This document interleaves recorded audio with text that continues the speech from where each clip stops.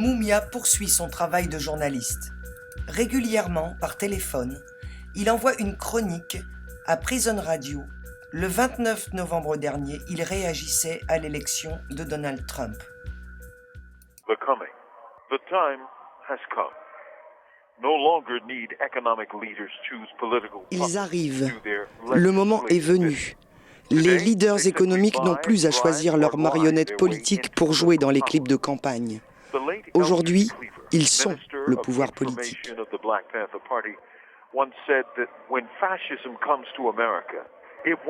Edwige Cleaver, la ministre de l'Information du parti des Black Panthers, disait que quand le fascisme arriverait en Amérique, il n'aurait pas besoin d'une croix gammée, qu'il chanterait Yankee Doodle en agitant des drapeaux américains.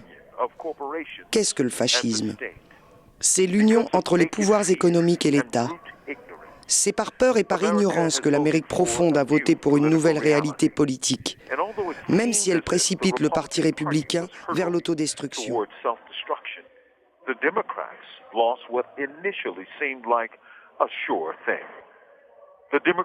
Les démocrates ont perdu les élections qui paraissaient pourtant acquises en provoquant la chute du sénateur candidat Bernie Sanders.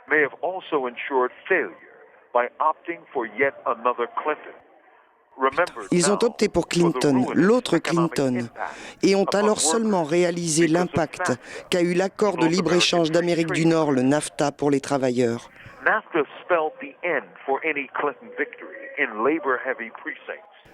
Ironiquement, dans l'Ohio, le Michigan, la Pennsylvanie, les gens qui ont voté pour Trump étaient eux-mêmes bénéficiaires du projet de loi Clinton sur la criminalité, qui a contribué à mettre en place des dizaines de prisons dans les régions rurales, peu peuplées, comme la Pennsylvanie, les prisons devenant même les principaux employeurs dans certains États. Je prends le pari que 90% des gardiens de prison ont voté non pas pour la famille Clinton qui leur a donné des emplois à temps plein, mais pour Némésis Trump. Pas même le président Barack Obama, très populaire, n'a pu porter Hillary Clinton jusqu'à la ligne d'arrivée. Elle n'est pas parvenue jusque-là. Bienvenue au fascisme nouveau déchaîné, qui sera le plus raciste, le plus vicieux et le plus nationaliste qu'ait connu le pays. Voici ce que nous pouvons dire de ce fascisme nouveau, connu sous le nom de Trumpisme.